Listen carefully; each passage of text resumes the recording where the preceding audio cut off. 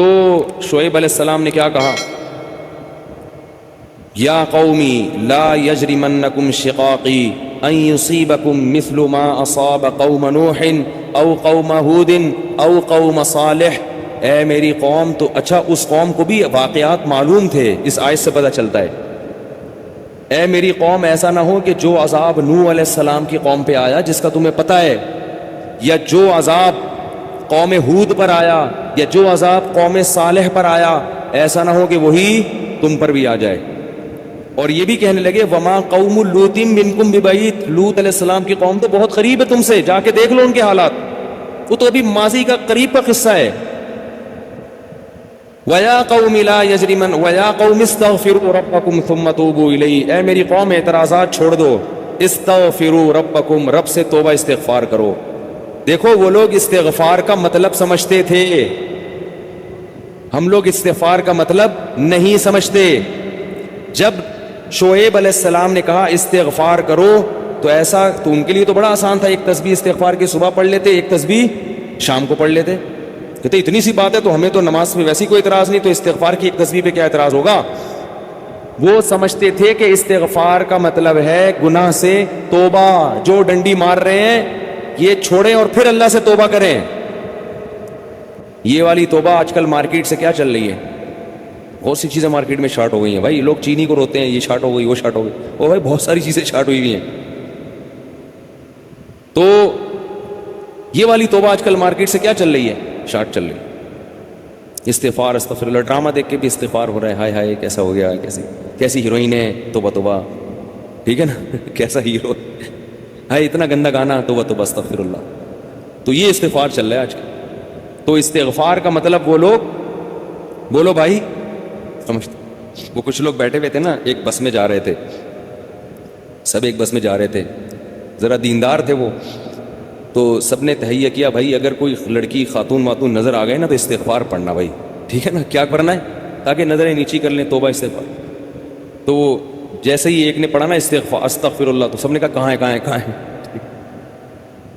سب نے کیا کہا، وہ لاشعوری طور پر نکل گیا نا کہ چلو استغفار کریں گے لیکن ذرا دیکھ تو لیں. بولے بتا یار کہاں ہے کہاں. تو وہ لاشعوری طور پر ہوتا ہے بعض دفعہ. تو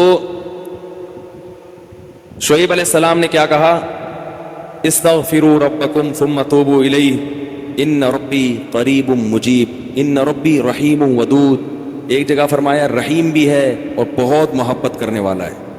ودود محبت کی سپرلیٹو ڈگری ہے، بہت محبت کرے گا تم سے، بہت زیادہ محبت، اتنی محبت کہ اس کے لیے تم نے گناہ چھوڑ دیا بھائی، بہت محبت کرے گا. تو ظاہر ہے اللہ جب محبت کرتا ہے تو ہماری طرح نہیں ہے کہ بہت محبت ہے بس ہے تو بھائی یہ پیسے دو، اتنی محبت ہے تو ٹھیک ہے نا. آپ کو کوئی دوست پریشانی میں آئے آپ کے پاس، بہت پریشان تھا، اس کو پیسوں کی ضرورت تھی، وہ آپ اس سے کہہ رہے یار مجھے تمہیں، آپ کو پتہ نہیں تھا کہ ابھی یہ پیسے بھی مانگ لے گا مجھ سے، کہہ رہے یار مجھے تم سے بہت محبت ہے، ایکچولی میں بتا نہیں سکتا بہت محبت ہے. وہ بڑا خوش ہو گیا بھائی اب تو ٹھیک ہے بھائی. تو کہہ رہے یار مجھے نا 100 روپے کی ضرورت ہے. اب آپ کہہ رہے یار یہ کیسے موقع پہ میں نے اظہار کر دیا محبت کا، ٹھیک ہے نا. تو ہم لوگوں کی محبت کیسی ہوتی ہے، ایسی ہوتی ہے. اگر ہمیں پہلے سے پتا ہوتا پیسے مانگتا ہے تو ہم کیا کہتے ہیں، یار محبت کچھ نہیں ہوتا. مفتی صاحب نے بیان کیا تھا لویریا پر، وہ جا کے سن لینا، پھر ایسا کہیں گے ہم. تو اللہ جب کہہ رہا ہے نا کہ استغفار کرو گے تو میں کیا کروں گا، ودود بے پناہ محبت کروں گا، بے پناہ محبت. اس کا مطلب ہے کہ پھر اللہ نوازے گا، بہت بہت نوازے گا، رزق کی فراوانی کر دے گا، رزق کے دروازے کھول دے گا، دل میں سکون ڈال دے گا.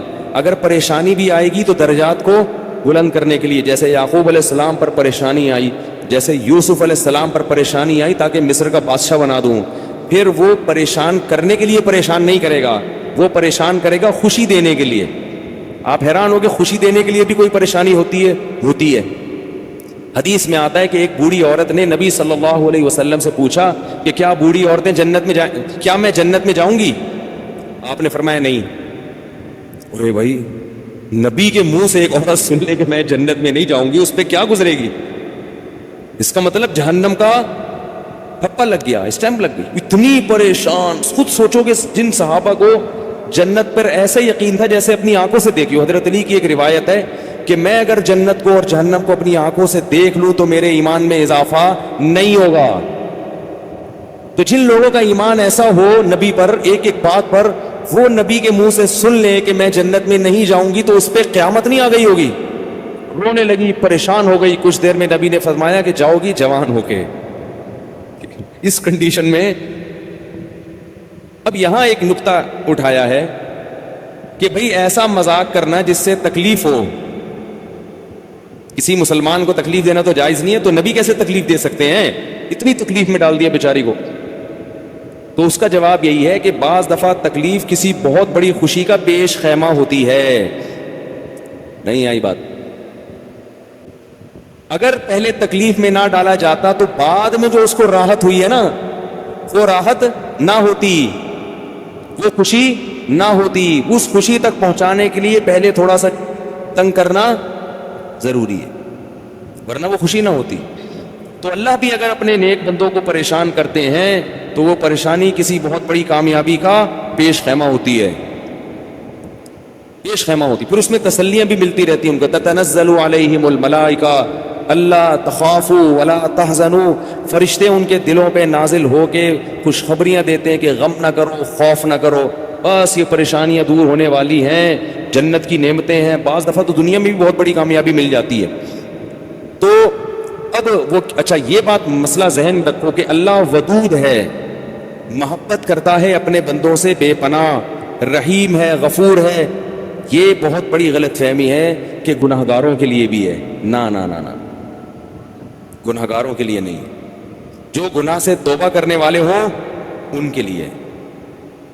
ہمارے ہاں بعض خطیب اللہ کی رحمت کو ایسے بیان کرتے ہیں کہ گناہگار سمجھتا ہے کہ اللہ مجھ سے بھی بہت زیادہ محبت کرتے ہیں, حالانکہ وہ کبیرہ علانیہ گناہوں کا مجموعہ ہوتا ہے. وہ آدمی گناہوں سے اللہ کبھی بھی محبت نہیں کرتے, تو گناہگار سے کیسے محبت کریں گے؟ جو گناہ سے بچنے کی کوشش میں لگ جائے, بے شک نہ چھوٹے ہوں لیکن بچنا چاہتا ہے, اس سے بھی اللہ محبت کرتے ہیں. علماء لکھتے ہیں گناہ نہ بھی چھوٹے ہوں لیکن چھوڑنا چاہ رہا ہے, لائن پہ آنا چاہ رہا ہے, تو اللہ اس سے بھی محبت کرتے ہیں. اس کے لیے وسائل پیدا کرتے ہیں, اسباب کے آ جائے. جو نہیں چاہتا اس سے اللہ محبت نہیں کرتے. اللہ اس کے لیے غفور اور رحیم نہیں ہے. الا یہ کہ قانون یہ ہے, اللہ اپنی رحمت سے کسی کو بخش دے تو ایک الگ بات ہے, قانون یہ نہیں ہے. قانون یہ ہے کہ وہ کیا ہے, عزیز ذو انتقام, غالب ہے اور انتقام لینے والا ہے. ان الذين يكسبون الاثم سيجزون بما كانوا يقترفون, جو گناہ کر رہے ہیں عنقریب پتہ چلے گا, عنقریب پکڑے جاؤ گے, عنقریب ٹھکائی لگے گی. تو جس سے محبت ہوتی ہے اس سے ایسے باتیں کی جاتی ہیں. آپ کو جس سے محبت ہے آپ اس کو دھمکیاں دیتے ہیں اس طریقے سے. اللہ فرماتے ہیں کہ تمتعوا, مزے اڑاؤ مزے, ان مصیرکم الی النار, آنا جہنم کی آگ کی طرف ہے.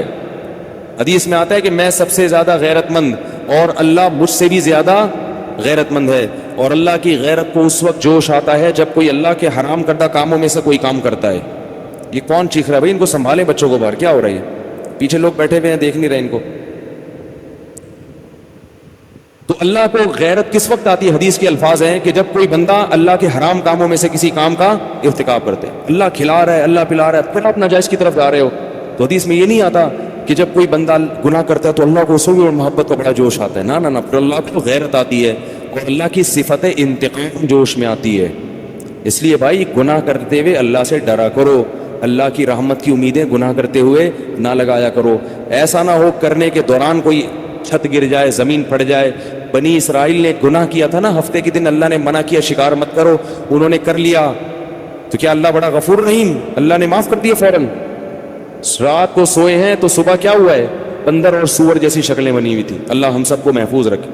تو گناہ سے بچنا چاہو گے تو اللہ کی رحمتیں ہیں, اللہ کی محبتیں ہیں. گناہ سے بچنے کا ارادہ نہیں کرتے تو پھر جہنم ہے, پھر جنت نہیں ہے. سمجھ رہے ہو کہ نہیں سمجھ رہے بھائی؟ یہ باتیں کہتے ہوئے مجھے بھی ڈر لگتا ہے, مجھے بھی ڈر لگتا ہے.